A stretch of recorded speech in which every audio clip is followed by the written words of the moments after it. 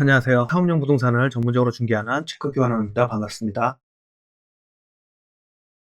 지금 여러분들은 저와 같이 공인중개사법 그 2차 기본서에 있는 그 공인중개사 법령 및 중개 실무 내용 중에서 중개계약, 그러니까 실질적으로 이제 자격증 땄잖아요. 그리고 그러면 자격증 딴 내용 중에서 제가 생각하기에는 이제 가장 현장 실무에서도 필요하다고 생각하는 내용들이 있거든요. 그 중개 계약 실무하고 그다음에 이거 초급 과정에서 배웠던 중개 대상물 뭐 조사 확인, 이 내용들이에요. 그래서 이 내용들을 통해서 이거는 이론뿐만이 아니라 실제 현장에서도 꼭 필요한 내용들이구나 하면서 대략적으로 개략적으로 배웠습니다. 물론 이 내용은 제가 전문가가 아니기 때문에 오히려 선배님들이나 아니면 대표 공인중개사 분들에게 더 여쭤보세요. 그리고 애당초 저희 강의의 목적은 그러니까 실질적으로 업무에 대한 노하우지 법령이나 이론에 대한 부분은 아니었기 때문에 이 부분에 대해서 간단하게 대해서 설명을 드렸던 부분입니다. 그렇기 때문에 어쨌든 필요한 부분에 대해서 기초 강의에서 배웠고, 그러니까 1강서부터 7강까지는 아까 말씀드린 공인중개사법령 및 중개 실무에 대해서 기초 이론을 배운 겁니다. 그리고 그걸 바탕으로 이제 이론을 배웠잖아요. 그걸 바탕으로 이제 GTA나 롤플레이인데 이건 중급 과정이에요. GTA는 말씀드렸듯이 그러니까 특정 구역을 그러니까 섹터를 정해서 해당 빌딩을 조사하는 거예요. 근데 가장 핵심이 뭐냐면 이거예요. 그러니까 어쨌든 각 빌딩마다 장단점을 분석하여 가장 적합한 임차인을 유치하기 위함이에요. 맞죠? 그 다음에 반대로 임차인은 각 임차인마다, 그러니까 해당 그 GTA를 가면 해당 빌딩도 조사하지만, 예를 들어서 뭐 좌변기가 하나인지 소변기가 하나인지 아니면 남녀 공용 화장실 쓰는지 불리한지 로비가 넓은지 좁은지 엘리베이터가 있는지 없는지 이런 거 있잖아요. 그때마다 임차인은 있을 거란 말이에요. 화장실이 남녀 공용인데도 여기는 임차인이 있네. 엘리베이터가 없어도 임차인이 있네. 그러면 그 임차인마다 그 입주시 중요한 생각하기, 그게 그 화장실이 중요하지 않고 엘리베이터도 중요하지 않았다는 거잖아요. 그렇기 때문에 이거를 파악하기에 가장 적합한 빌딩을 소개하기 위함이에요. 그러니까 이런 부분에 대해서 공부하기 위해서 GTA를 결론적으로 하는 부분이거든요. 빌딩에서 본다면 각 빌딩마다 장단점 분석하여 가장 적합한 임차인을 유치하기 위함이고, 임차인을 본다면 각 임차인마다 입주시 중요한 사항을 파악하여 각 적합한 빌딩을 소개하기 위함이에요. 그래서 GTA를 저희는 공부했고요. 그 다음에 이제 GTA를 하려면 이제 가서 임차인을 만나거나 아니면 관리인을 만나거나 소유주를 만나잖아요. 그들에게 무슨 얘기를 해야 되잖아요. 그러기 위해서 저희는 무한대로 롤플레이를 연습을 했어요.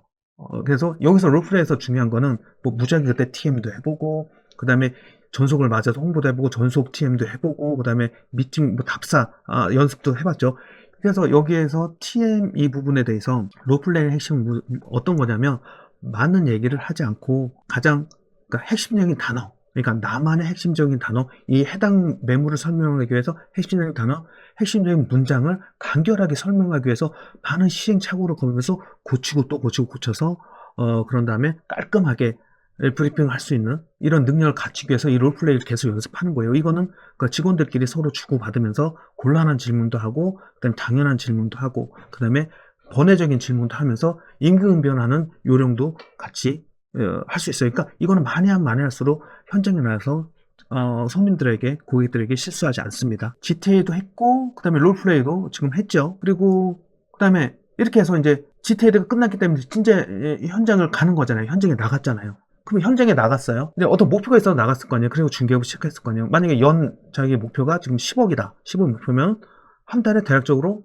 뭐 한 1억 정도를 번다고 목표를 잡아야겠죠. 그럼 1억을 벌기 위해서는 계약을 몇 건 해야 될 것 같아요. 뭐 사무실 같은 경우는 10건 해야 될 수도 있고, 아니면은 뭐 큰 걸로 했을 때 2건, 한 건일 수도 있어요. 매매 같은 경우는 한두 건만 해도 되고요. 그럼 한두 건을 하기 위해서는 한 달에 진행해야 되는 고객 몇 명이어야 돼요? 한 5명도 돼야 된다고 제가 말씀드렸잖아요. 그러면 5명 만나기 위해서는 제가 지금 오늘 몇 명의 고객을 만나야 돼요.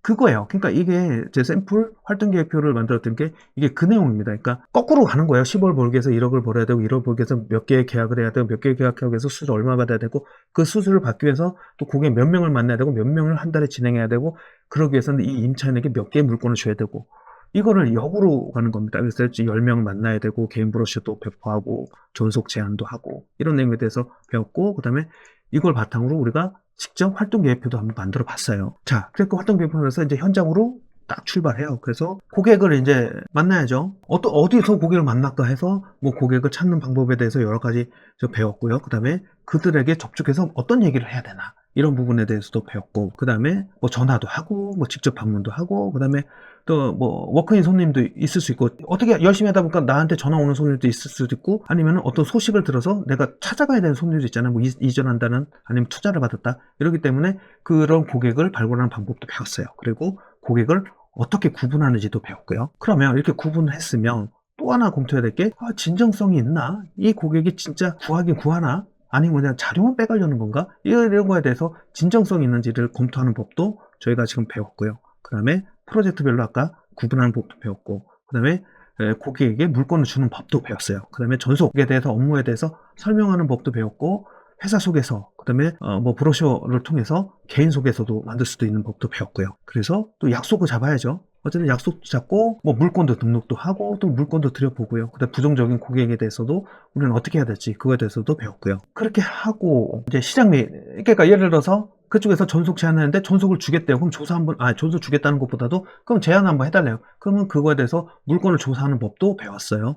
내부 환경, 외부 환경, 그다음에 업무 정보를 수집하고, 상업용 정보, 투자 정보, 매각 정보, 신축 정보까지 다 조사하는 법 배웠고요. 고객의 니즈를 파악하는 법도 배웠고, 정보 분석 및 전속 제안하는 법도 배웠어요. 그리고 말씀드렸듯이 저희 그 부동산 플랫폼 체크 홈페이지에 와서 그 커뮤니티에서 자료 공유 그 페이지 있거든요. 거기서 많은 보고서 자료들이 있으니까 그걸 보면서 또 공부를 하세요. 하고, 그다음에 또 고객의 설득이 필요한, 그러니까 말이 아니라 자료를 하는 법을 또 배웠고요.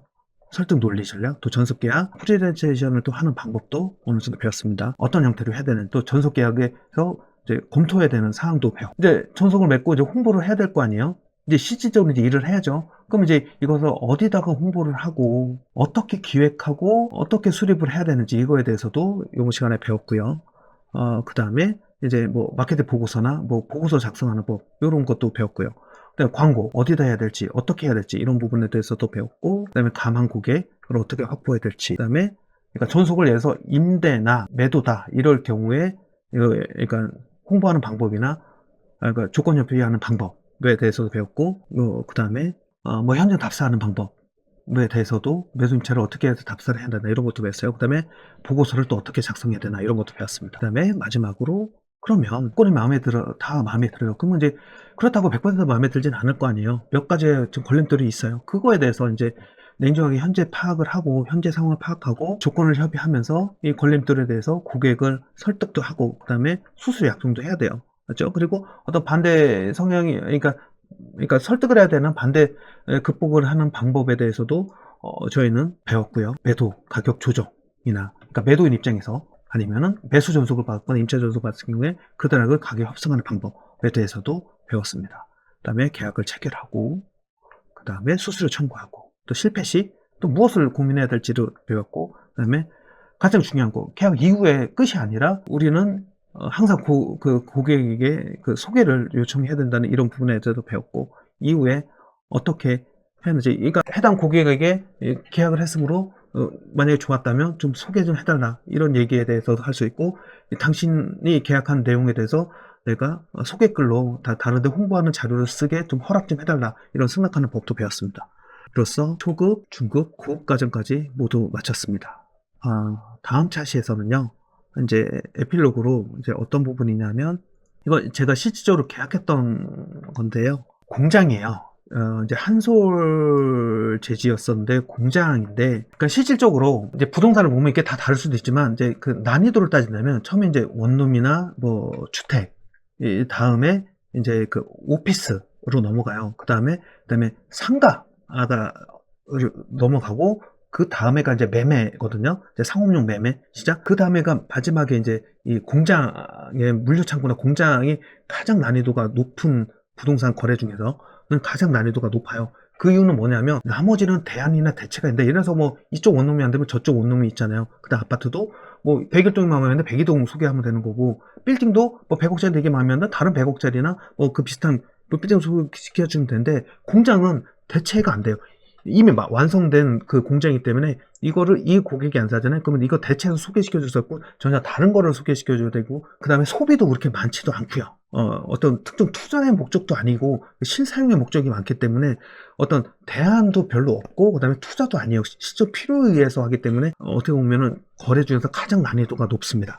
그거에 대해서 이 에필로그에서는 뭐냐면 뭐 간단하게만 그냥 말씀드리면 이렇게 해서 그냥 뭐 어떻게 이거를 어떻게 팔아야겠다 이런 거에 대해서 정리한 부분과 그다음에 저희 회사는 어떻게 홍보를 하겠다 이런 부분과 그다음에 마지막에서는 이제 기존의 마케팅 방법과 뭐 제가 했던 마케팅 방법이 어떻게 차이가 나는지 그거에 대해서 쭉 하고 전수 계약 맺고 그다음에 매각 전략 끝 계획 끝에서 해고 그다음에 인력 끝 광고 투자 어떻게 그러니까 현장에서 어떻게 했는지예요. 이런 부분에 대해서 그다음에 마지막까지 그러니까 자금 조달 계획서부터 뭐 손익 계산 부분이나 뭐 그다음에 고객 일지 그러니까 마케팅 어떻게 하면 될지 이런 부분에 대해서 딱 정리를 해놨거든요. 요거를 한 3시간 정도에 걸쳐서 설명하도록 하겠습니다. 자 그러면 그 과정까지 마치도록 하겠습니다. 다음 시간에 뵙도록 하겠습니다. 감사합니다.